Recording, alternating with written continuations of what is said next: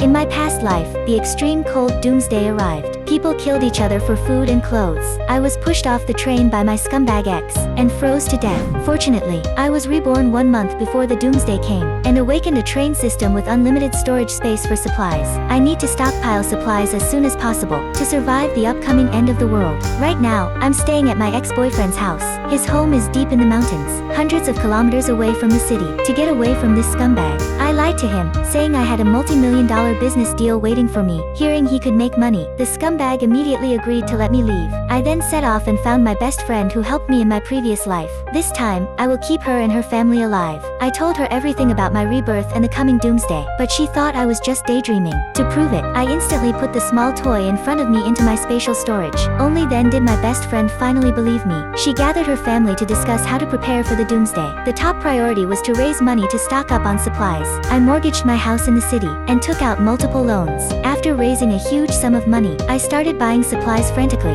loading truck after truck of goods into my train storage space. Just then, my ex-boyfriend called. 周周，你在哪儿？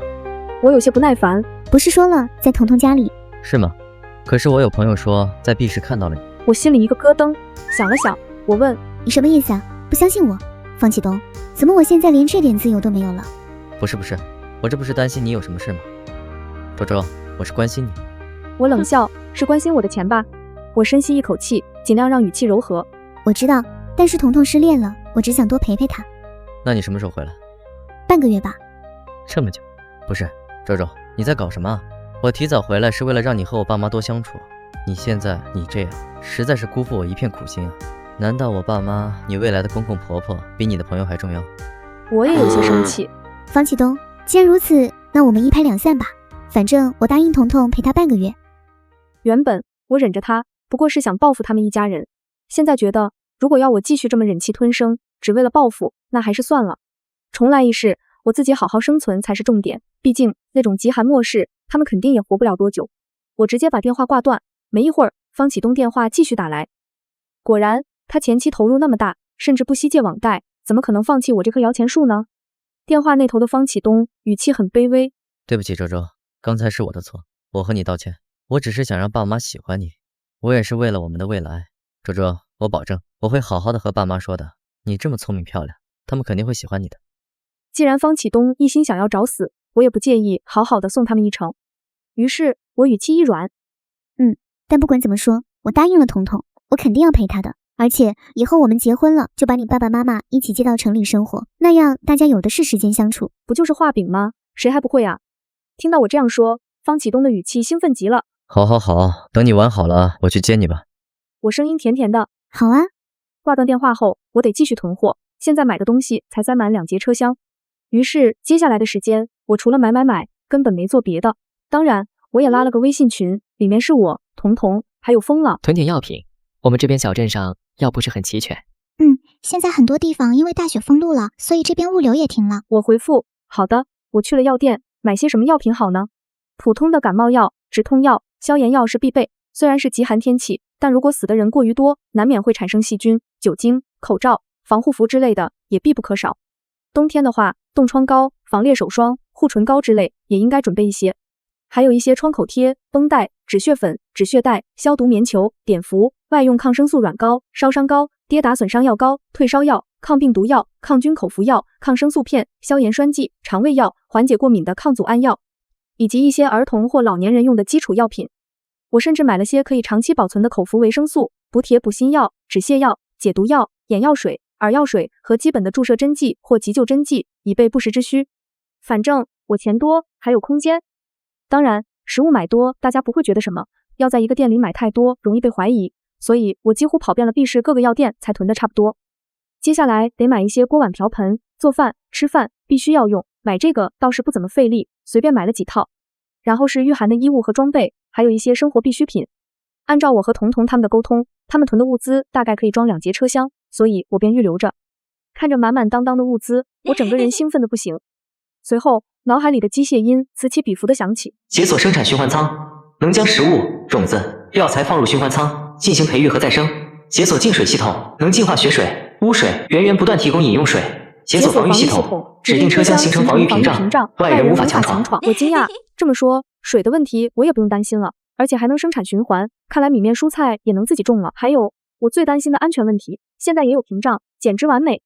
钱花的差不多，2周的时间也不知不觉的过去了。我重新回到了彤彤家，看着他们满屋子的物资，心里安稳了不少。我把这些物资都送给你。我笑着点头，随手一收，满屋子的东西瞬间就消失在空气中，只留下一片整洁。毕竟这一手我只在彤彤面前表现过。所以这些东西都到你的空间里去了吗？点头。只有在飞鹰号上才能取出来。确定吗？当然了，系统还能骗我吗？但刚说完，我又有点不确定，毕竟我没实验过。我拿出手机，我看看最近有没有票。这是飞鹰号开往 B 市的列车票，你可以去实验一下空间功能。我接过票，心里微微一震，没想到他考虑的这么周全，点了点头。好。风朗开车送我，彤彤也跟着。到了火车站，风朗打算跟我一起去。天寒地冻，你一个女孩子出门不安全，我跟着你可以保护你。对，周周有什么事就使唤他。说完，他就开车离开，我心底有些暖意，也没拒绝。寒风刺骨，我紧了紧外套。这天越来越冷了啊。是啊，我老家都停电1天了。啊，10几年都没停这么久了吧？哎呀，山里嘛，大雪压坏了线路，你是不知道。我爸说那雪都有个5、6岁小孩那么高了。我们那儿倒是常常下雨，真是奇怪了。我和风朗对视一眼，心里都微微一紧。看来这一次的极寒到来似乎早有征兆，只是大家都当作平常天气异常了。毕竟以往山里每年也会有大雪，但雪很快就融化，停电也只是偶尔发生，过后都没什么大事。我们加快脚步向前走去，我的视线里出现一个红色大衣的女人，她一头大波浪卷，大冬天穿得很清凉，露出大长腿，惹得路人频频看向她。我也紧盯着那个女人，眼神有些冷。你认识她？是黄巧儿，我那个男朋友的出轨对象也是他的同事。上辈子就是他和方启东一起把我推下列车的，我还以为他们是在列车上偶遇，看来不是，估计是商量好的。偷情很刺激吧？这一世我会让他们更刺激的。我们走吧。现在不是找那对狗男女算账的时候。现在快过年了，往 B 市方向的人很少，偌大一节车厢，除了我和风朗，只有寥寥几人。我坐在靠窗的位置，风朗坐在靠过道的位置，他身形高大，肩膀宽厚，可以替我挡住别人的视线。我心随意动，调出一包方便面。真是太神奇了。我继续把方便面放回空间，如此操作了几次，我们总算确定，在这趟列车上，空间的确可以使用。我们坐了一站就下车了，准备买回去的车票。刚买完票，方启东的电话就打来了。我皱眉，忘记了，他今天说要去彤彤家接我的。喂，周周，我这边临时有点事情，明天再去接你吧。我冷笑，心里瞬间明白了，因为黄巧儿来了吧？没想到两人如此如胶似漆，这么点时间都不放过。我记得上辈子，方启东好像在过年前也出去过几天，说是去给一个朋友帮忙，留我一个人面对他父母的阴阳怪气和冷嘲热讽。没想到真相居然是和黄巧儿偷情。既然这么相爱，上辈子为什么还想和我结婚呢？哦，对了，这黄巧儿家境一般，她家3个女儿1个弟弟，都等着他们嫁人换彩礼，给弟弟造房子，哪里还有钱啊？想不想去看戏？我疑惑地看着他，他笑着说，距离方启东那边村子最近的镇子上只有4、5个宾馆，那2人想见面，肯定选择其中一个。你难道不想让他们出点血？我愣住了，你的意思是？风朗掏出手机打了个电话，我有个朋友就在那个镇子上，他对那边很熟。不到半个小时，风朗的朋友就查到了消息，他给方启东打去了电话。方启东，你在如意宾馆312房间吧？我和于周周认识，如果不想我现在打电话让他来，就老老实实给我5万块。电话那头的方启东明显慌乱。你是谁？你想干什么？风朗冷笑，我拍了些照片，你想于周周看到吗？5万块，过时不候。5万？你疯了吗？方启东的声音拔高了几度，风朗神情淡淡的。行，那我现在就打电话给于周周。最终传来方启东咬牙切齿的声音。好，我转账。我要现金。那我给谁？会有人去拿的。挂断电话，他说，算给你的精神损失费。我摇头，不用了，给你那个朋友吧。风朗欲言又止，我说，有什么话就直说。他深呼吸一口气，问我的朋友是被他哥嫂赶出家门的，他一个人不知道能不能让他一起上车。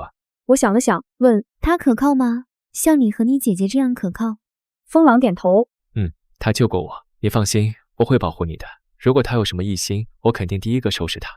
这点我倒是不担心，上一辈子风朗和他的家人就是一心护着我的，而且面对列车上那么多心思各异的人，我的确需要一些自己人。上天给我重生的机会，还给我空间，也不是让我自私自利一个人生存，大概也想拯救一些无辜者吧。不知道是不是因为风朗的那个电话，第二天方启东就说事情处理好了来接我，之后又反悔了，说要过几天。我看着风朗，怎么回事？他说我那个朋友看他不顺眼，揍了他一顿，他该住院了。原来如此，方启东大概怕受伤的事我要问东问西，索性迟一点来接我。就这样，时间又过去了1周。这1周，我们除了继续零零碎碎地囤一些货，还做了很多在列车上会发生什么的预案。而方启东出院了，就来接我了。彤彤唉声叹气，哎呀，干嘛非要回去啊？就不能不管他们吗？反正返程的那趟列车，方启东都会坐啊。我摇头，不一定，毕竟他失业了。如果不是为了骗我，他不会那个时候回去。那更好，如果真像你说的那样，谁知道他们能活多久？就这样吧，不怕做太多改变，引起上辈子一些轨迹改变就不好了。在彤彤依依不舍的目光中，我坐上了方启东的车。周周，你想我了没？我可想你了。车子才刚启动，方启东就开始肉麻兮兮。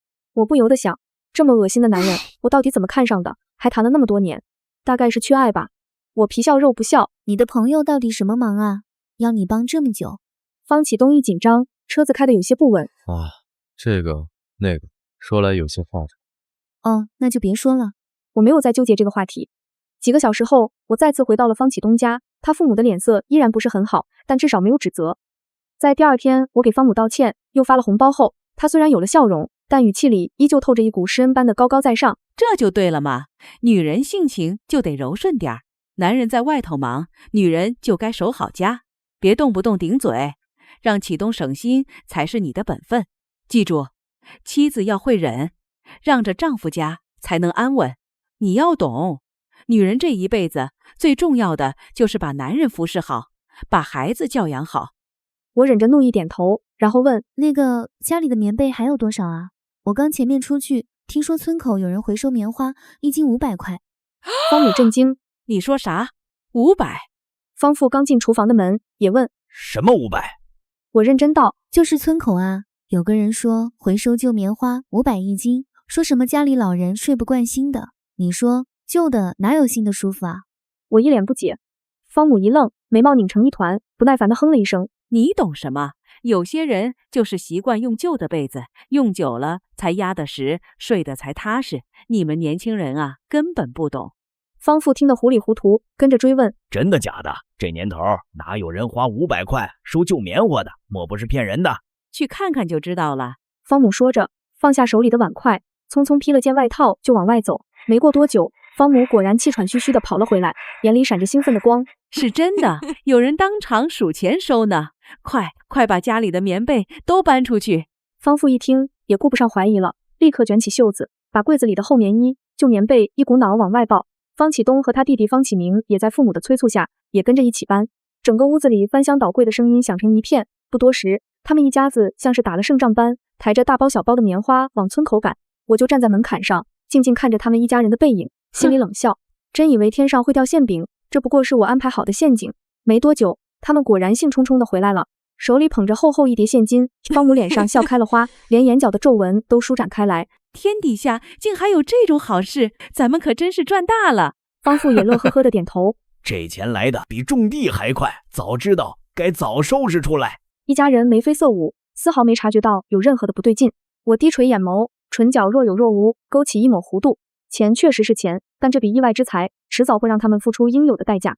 方启明挠着头，小声嘟囔着，可是咱们家被子都卖了，那晚上干什么？方启东也跟着皱起眉。是啊，这天冷得很，要不然我去镇上买。方父摇摇头，我们这个镇上就那么几个店，哪有棉被卖？要买得去城里买。那怎么办啊？妈，你也是的，怎么把棉被都卖完了？是啊，晚上要冻着了。方母脸色一沉，这点小事有什么好大惊小怪的？去邻居家借几床就行了，年后再去城里买。我语气平淡，我不睡别人睡过的被子。方母闻言立刻翻了个白眼，满是嫌弃，你这人怎么这么矫情？借来盖几天，又不是嫁妆，讲什么讲究？我一脸无辜，慢悠悠补了一句，我已经从村子里一家人那儿租了新的，干干净净的，睡几天就还回去。方母一愣，脸色顿时阴沉下来，冷声讥讽，有钱没处花，真是败家。我低低笑了一声，却没多解释。夜里寒风呼啸，村子里一片寂静，院子里偶尔传来狗叫声，衬得更冷清。我正要关灯休息，门却被轻轻推开了一条缝。方启东探着头进来，低声唤我。周周，我心里一沉，却还是装作不知。这么晚了有事吗？他走进来，带着几分欲言又止的神色，硬着头皮说道：我想今晚跟你一起睡，天气这么冷，正好暖暖被窝。我立刻起身，神色冷淡。不行，你妈妈不是说了，虽然来男方家，但没结婚，男女就是要分开睡，否则会坏风水的。他脸色一僵，这不是情况特殊吗？我坚决不允许。方启东只好悻悻而归。等他离开，我悄悄打开了手机，趁他们一家人出去卖棉被的时候，我已经装好了从 B 市买来的监控。等我离开这里，我想好好的看一看这些人的下场。过年，方启东一家桌上的饭菜并不丰盛，4个人不过4菜1汤。荤菜是家里养了一只老母鸡，炖的味道并不好，看了都不想吃。年夜饭嘛，讲究的是一家子团圆，不在乎多丰盛。以前我们穷的时候，哪有这么多菜，能坐在一块儿才是福分。女人啊，日子要会过，别总想着山珍海味，勤俭才是长久的福。你们年轻人呐，也该学会知足，不要什么都和别人比。方母还真是随时随地的开口教育我，我当作什么都没听到，随便吃了2口就回房了。没多久，监控里突然传来了声音，他们一家人半夜偷吃早做好的大鱼大肉，合着就不想我一个人吃呗，真是没见过这样的烂人。还好，再过2天就返程了。没错，今年 B 市的复工比往年要早，因为 B 市申办了大型运动会，各企业单位都要提前复工。当然，红包方启东也不会少。监控里，方母交代方启东，记得这次回去一定要把证领了，他的钱你要弄过来。你弟弟娶老婆，我和你爸养老可都靠你了。看不下去，我直接关了监控睡觉。回 B 市这天，我把租的棉被还给了那家人，还多给了几百块，对方把我夸成了一朵花。我和方启东来到了火车站候车，这里人山人海，我有些感慨，谁都不知道这一趟是末日列车吧。不过不管坐不坐这趟车，对很多人来说，末日降临一样很无力。怎么是商务座？我抽出一张火车票。我是商务座，你不是。候车大厅里嘈杂的广播声此起彼伏，方启东愣愣地盯着我手里的票，脸色瞬间拉了下来。什么意思？我淡淡一笑，懒洋洋地回，我觉得商务座舒服，所以买了。舒服？那你怎么不想着我？怎么不把我的也买了？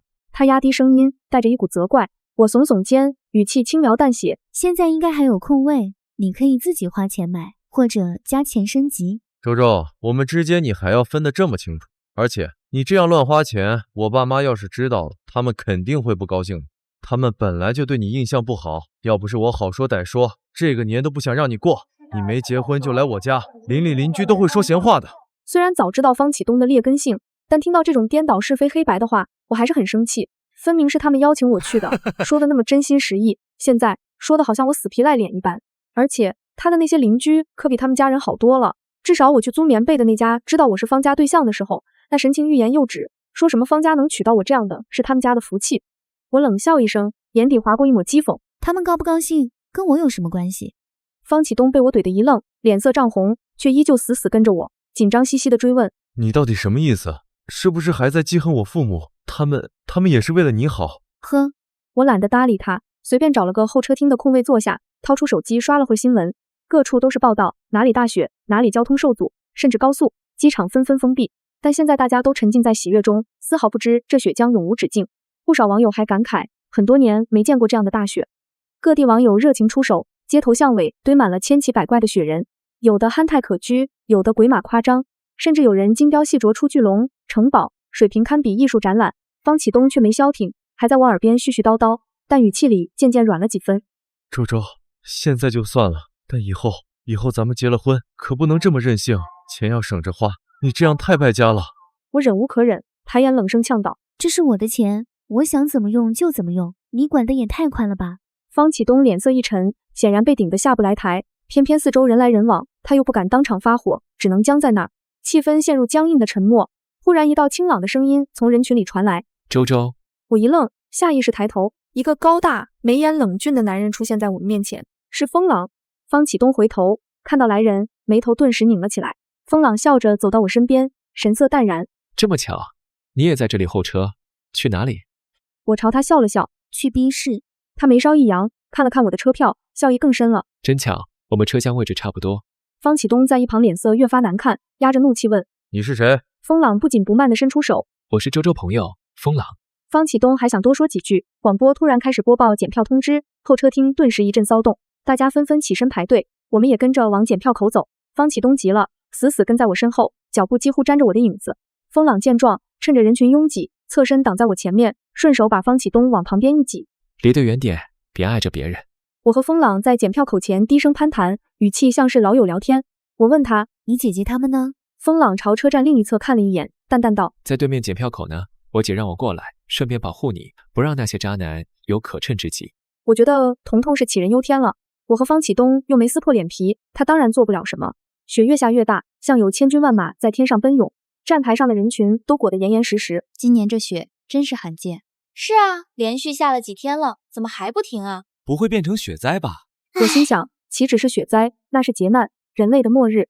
检票员一一核对车票，我们依次上车。方启东跟着我进了商务区，他看了一圈，这果然不一样，竟然这么高级。随后他看到了彤彤。你怎么也在这儿？我带我爸妈去 B 市旅游不行吗？倒是你座位在哪里？赶紧走吧，别打扰我们休息。我和彤彤他们早有安排，连成一片的6个人占下了2节连通的商务区座位。方启东在一旁支吾，被风朗打断：“你再不走，我们就叫陈警了。”方启东被这句话怔住了，脸色愈发阴沉，但他也知道，在众目睽睽之下惹事不合算，终究只得退开一步。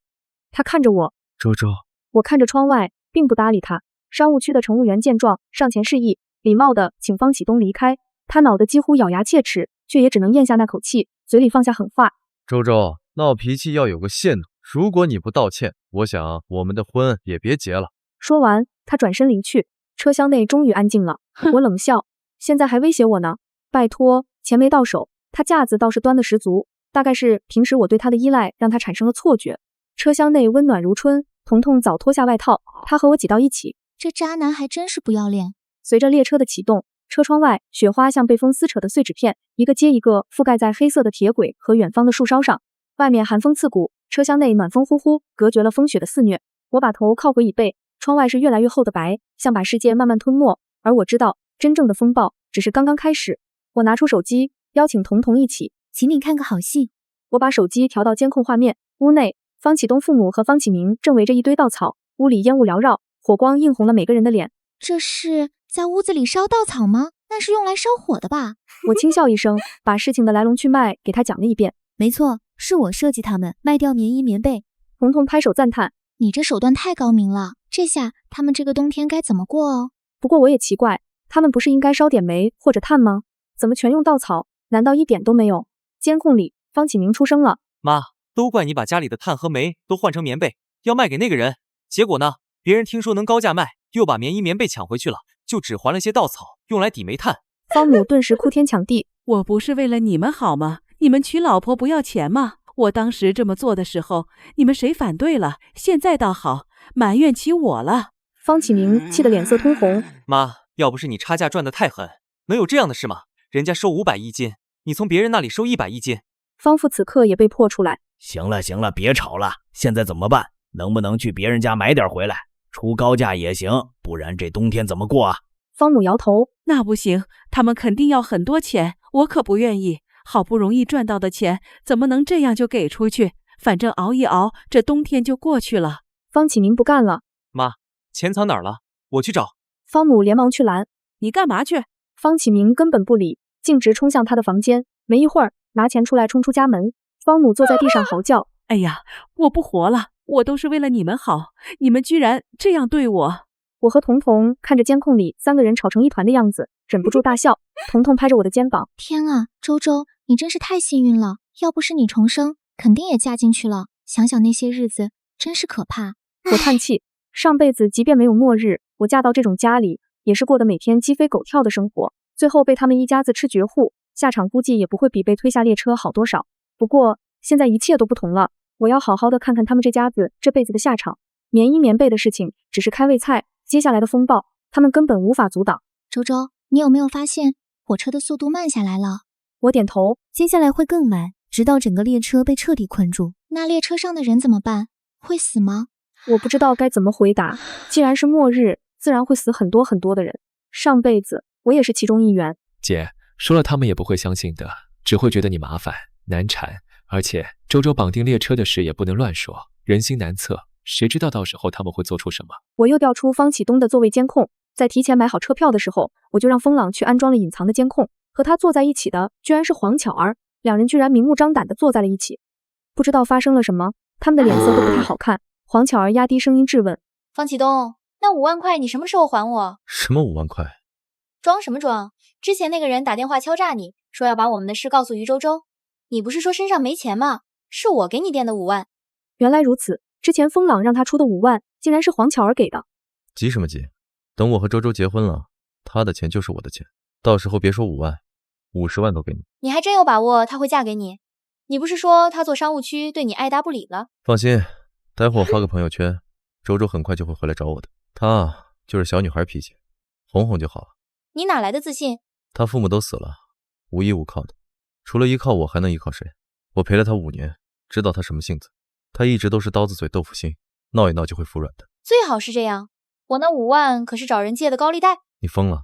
借高利贷？不然呢？你当时那么急，我上哪给你弄5万现金？要不是为了帮你，我至于吗？本金我还你，利息就别想。谁让你借高利贷？你不还我，现在就去找于周周，把我们的事告诉他。你敢？两人开始互相埋怨起来，吵得越来越大声。我看着监控里这对男女狗咬狗的画面，忍不住冷笑。他们还真是天生一对，都是为了钱可以不择手段的人。还有方启东哪里来的脸，觉得我会回去找他？然后他发了一条朋友圈，我点开手机一看，想不到巧遇朋友还真是有缘分。配图除了列车外的雪景，就是他和黄巧儿的合照。曾经他和黄巧儿走得太近，我因为这件事吃醋过，为了 PUA 我，他以前还故意夸过他，然后再后来为表忠心还删掉了黄巧儿。现在发这样的朋友圈，不过是为了引起我吃醋罢了。但是方启东太自信了，在得知他的真面目后，他凭什么觉得我还会回去找他？监控里，他一脸洋洋得意地和黄巧儿说：放心吧，不出10分钟，周周肯定会来找我。哪来的脸啊？没钱没才没貌的，真是普通又自信啊！就在这个时候，列车已经彻底停了下来，监控里大家都议论纷纷。怎么回事？到站了！你们看，雪居然这么厚了！天啊，铁轨好像被淹了！这是哪儿啊？离 B 市还有多久啊？这附近连人家都看不到，好像很荒凉啊！这个时候，广播也响起了列车员的播报。由于突发暴雪导致轨道积雪严重，列车已经停止运行，室外温度已骤降至-50度。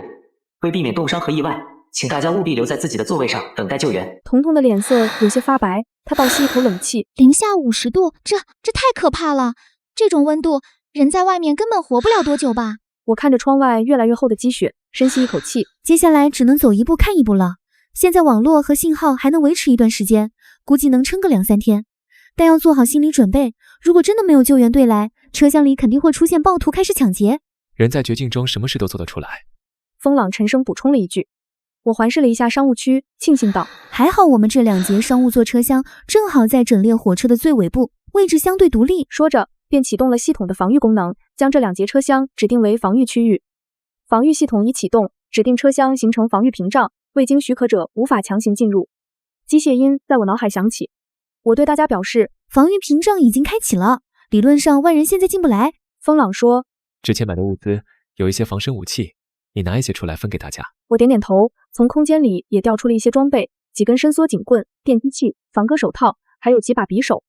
虽然有系统保护，但还是以防万一的好。一人拿一套，我把武器分发给大家。隔壁商务车厢的门被推开了，彤彤的父母和风朗的朋友陈氏快步走了过来，脸上满是担忧。周周，外面的情况？妈，周周都安排好了，这里很安全。彤彤安抚道。我看向陈氏，麻烦你先带叔叔阿姨回隔壁车厢休息，如果有什么情况，我们会立刻通知你的。陈氏点点头，他显然是个识大体的人。明白，我会照顾好他们的。随后他们就离开了。彤彤看向外面，这雪真是越来越大了。等他们走后，我打开笔记本电脑，将之前安装的监控画面调了出来。一个画面是方启东车厢的，一个画面是临近商务区的车厢，这样我们可以随时知道什么人靠近了这里。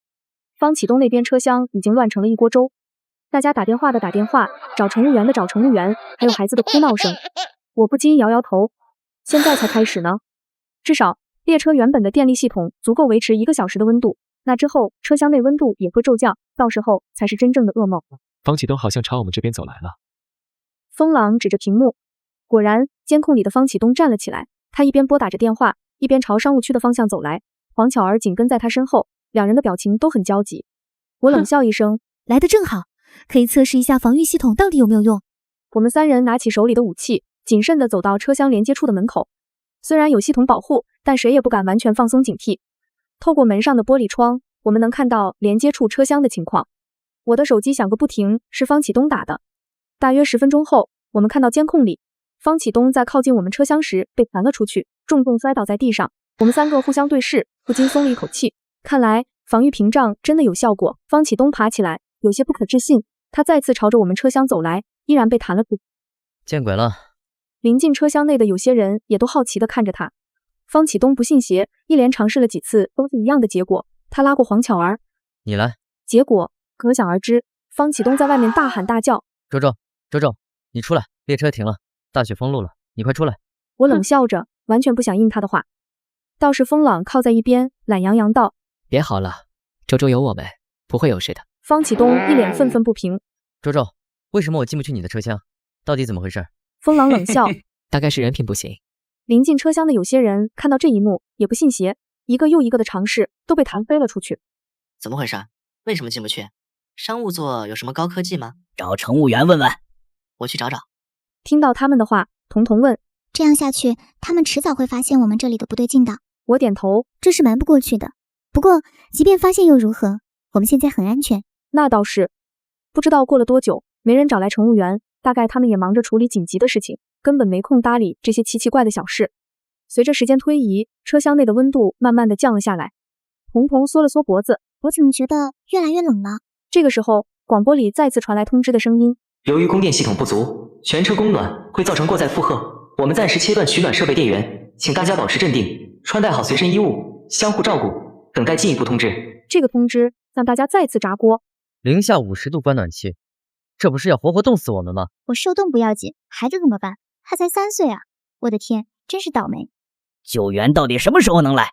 大家快看手机，别的很多地方也遇到寒流了，很多地方也停电了。现在大家至少还有网络信号，车厢内还有光，接下去不但没有照明，连吃的喝的都会耗尽，陷入绝境。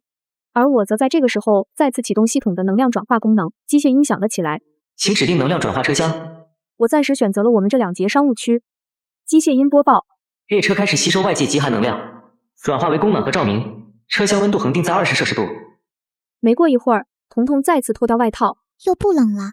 周周，你这功能真是太牛了。说着，他摸了摸肚子，嘿嘿，我有些饿了，能吃东西吗？我笑着问：你想吃什么？他想了想说：我想吃火锅，可以吗？当然。于是我从系统调取了物资，火锅我们摆在了彤彤父母那节车厢，免得这个时候香味飘出去，太拉仇恨了。便携式燃气炉上的锅子咕嘟咕嘟地翻滚着红亮的牛油锅底，浓郁辛辣的香气飘进我们每一个人的鼻腔。桌子上摆满了菜，肥牛卷、毛肚、虾滑、手切羊肉、水灵灵的娃娃菜、金针菇和冻豆腐，天上的、河里的、地上的，各类菜品应有尽有。彤彤喝了一口冰可乐，真爽啊！旁边的电脑时时放着监控的画面，乱糟糟，人头攒动，如热锅上乱转的蚂蚁。吃饱喝足后，不知道什么时候离开，又回来的方启东和黄巧正带着一群看起来有些凶神恶煞的人进了我们的临近车厢。他们在不断的尝试进入我们这个商务区，但无一不和方启东的结果一样。看着他们，我眼里迸射出冷意。上辈子方启东和他们勾结害了我，这辈子他居然还是跟这群人勾结在了一起。那群人骂骂咧咧，怎么回事？这破门撞不开。这群人好像是干工地的，其中有个是包工头。上一世他们就做了抢劫的勾当，至于有没有杀人越货，我便不知道了。我们拉着帘子，他们还以为我们是装了什么门。老大，这里好像有热气。哟吼，不愧是商务区，就停别的车厢，不停商务区的。大家听到这话都闹了起来。没一会儿，乘警和乘务员过来了，他们想进来，依然未果。这是怎么回事？为什么进不去？里面是什么人？是什么情况？那群人里的包工头一把将方启东拽到面前。他说他女朋友躲在里面，有很多吃的喝的。方启东点点头，对，没错。我冷笑不已，这贱人分明什么都不知道，却能信口开河。他不知道这样会置我于死地吗？看来为了达到他的目的，他什么都顾不了了。乘警和乘务员倒是挡在我们的门口。大家不要乱来，就算他们有吃的，那也是人家的东西。难道你们想抢劫吗？那是犯法的。大部分都是普通人，他们听乘警这么一说，都退缩了。但包工头却不以为意。犯法？现在都什么时候了，还讲什么法？外面零下50度，车上没食物了，我们都要饿死了。就是，凭什么他们有吃的，我们就要在这里受罪？另一个附和道。包工头推了推乘警，语气越发恶劣。我劝你识相点，让开，不然别怪我不客气。乘警挺直腰板，坚决地挡在门前。我有责任维护车上的秩序，你们这是违法行为，我绝不允许。维护秩序？你维护个屁！包工头一把将乘警推倒在地，紧接着几个工人一拥而上。列车员见状，立刻冲过来帮忙，却也被粗暴地推开，重重摔在座椅上。大家快来帮忙！另一个乘警大声呼喊。车厢内的乘客们神色各异，有些胆小的直接逃向了隔壁车厢，有一些有正义感的乘客站了出来。你们太过分了，真是无法无天。然而，这群工人平时干重体力活，力气很大，加上人多势众，很快就占了上风。我心情复杂，没想到在这样的情况下，这些工作人员还在尽职尽责地维护秩序。一个乘警被打得头破血流，鲜血顺着额头流了下来，但他依然咬牙坚持着不让开，维护着法律，维护着公民的权利。我准备出去帮忙，却被风朗拦住。我去，你们待在里面，别出去。说完，他直接拿起手里的防身武器冲了出去。风朗将手里的电击器和警棍分发给乘警和那些帮忙的乘客。有了武器加持，正义一方的战斗力瞬间提升。电击器发出滋滋的声响，几个最凶恶的工人被电倒在地。包工头见势不妙，带人逃走。那个受伤的乘警看起来伤势严重，鲜血还在不停地流。这节车厢内留下的都是刚才身体力行帮助我们的人。我趁着这个机会，悄悄将这节车厢也加入了防御系统范围，并启动了恒温功能。很快，车厢内的温度就回暖了。我从空间里拿出一些药品递给列车员，这些是止血药和消炎药，先给他简单处理一下伤口。列车员接过药品，感激地看着我，谢谢你。不过他的伤口比较深，需要专业的医生来缝合。说着，列车员拿起对讲机呼叫：广播室，这里是3号车厢，我们这边有人受伤，急需医生前来救治，请广播寻找车上的医务人员。等待医生到来的过程中，有人奇怪地说：怎么感觉变暖和了？大概是刚才打了一架，血液流通了呗。有个人说：没事的话，我就把我老婆孩子叫进来，这里有暖气了。风朗赶紧拉住他，躲在门口，然后说：你们不能出去。那人不解：你什么意思？我走出来，然后说：有些事我不方便和大家解释，但是一旦出去了，没我的允许就进不来了。众人懵了。这个时候，门口响起了声音：请问3号车厢需要医生吗？我们进不来。众人面面相觑，看着我。我走向车厢尾部，看到了被挡在门口的医生。进来吧。然后那2医生进来。我看向刚才和歹徒搏斗的那个男人。你老婆孩子是哪个？他连忙招呼他老婆，是一个抱着3岁孩子的女人。我对着他道：进来吧。随后他也进来了。大家都很好奇，其中有个年轻的男孩很惊讶：你该不会是绑定了什么系统吧？大概小说电影看多了，脑子很好使，他一下子就猜中了关键。我也没藏着掖着，点头。他啧啧称奇，随后脸色一变：靠，所以我们该不会要进入末日还是什么天灾了吧？我再次点头。众人差点晕倒。我安抚他们：放心，你们刚才帮我，我也会帮你们的。我调取了非常多的食物，让他们也饱餐一顿。而医生也很快缝合好乘警的伤口，他也没什么大碍。乘警表示：既然你有这样的本事，那能不能……我摇头：我只帮我该帮的人。接下去我们会面临很久的末世，如果谁都帮，比如刚才那群人，到时候我们都不一定能活下去。大家沉默。列车员问：那我的同事可以允许他们进来吗？我想了想，总共16节车厢，我可以给整个列车都开启防御和恒温系统，但是必须经过人品的筛选。刚才的那些人我是不会管的。不但不会管，上辈子和我有仇的，我还不会放过。猜出我绑定系统的年轻人也点头：那是当然，这种末世最忌讳乱好心了。要是你们谁看不惯，可以1换1。我觉得这个办法好。如果谁圣母心，非要道德绑架我，让谁进来，那我就让对方1换1，看有没有允许。不过当下情况是先把列车员和乘警全部召集进来，商量下如何在列车上建立新的秩序。我只负责帮忙他们存活下去，至于管理什么的，这些我并不想费心。加上列车长，大概一共有8名工作人员。很快，他们在我的允许下进入了空间。就算有些人觉得难以置信，但还是迅速开展了工作。最后，他们商量先要制服那群最危险的歹徒。可是车上都是人，现在没办法下手，所以只能先找理由把老弱妇孺集中起来。列车长很快找到了理由，救援车来了，先接老弱妇孺离开，这向来是撤离的标准，大部分人是没意见的。而得知有救援，那些穷凶极恶的施工队也不再啰嗦了，毕竟在法治社会，他们也算不得什么。我忽然想到，黄巧儿也是女性，我的福利可不想给上辈子害我的凶手享受。想了想，我给方启东打了个电话，他还没来得及质问，我立刻道：其余的我先不和你解释，你先躲到16号车厢等我，这里出事了，你千万别过来。说着，我紧张兮兮地挂断电话，然后风朗也给黄巧儿打去匿名信息，不要来集中区，跟着方启东才能活。他问：你觉得他们会上当吗？我摇头，不知道，但不管如何，我肯定不会给他们享受一丝福利的。到时候只要我微微透露出一丝不乐意，其余的人为了利益都不用我动手，就会对他们下手。很快，老弱妇孺集中在一起，他们占据了4到7号车厢。我和彤彤他们确认了一遍，果然没发现黄巧儿，真是自作聪明。第一步结束，下一步就是要把施工队的人抓起来。广播再次响起，请大家有序到各自车厢的指定位置集合，我们的工作人员会逐一登记核实身份，进行第2次撤离。几名身强力壮的乘警和热心乘客早就做好了准备，手里都握着从我这里拿到的电击器和警棍。当他们抵达包工头那群人身边的时候，迅速行动。你们因涉嫌暴力袭击工作人员和威胁乘客安全，现在被依法控制。包工头还想反抗，但电击器的威力让他瞬间失去了战斗力。其他几个歹徒见状，也不敢轻举妄动。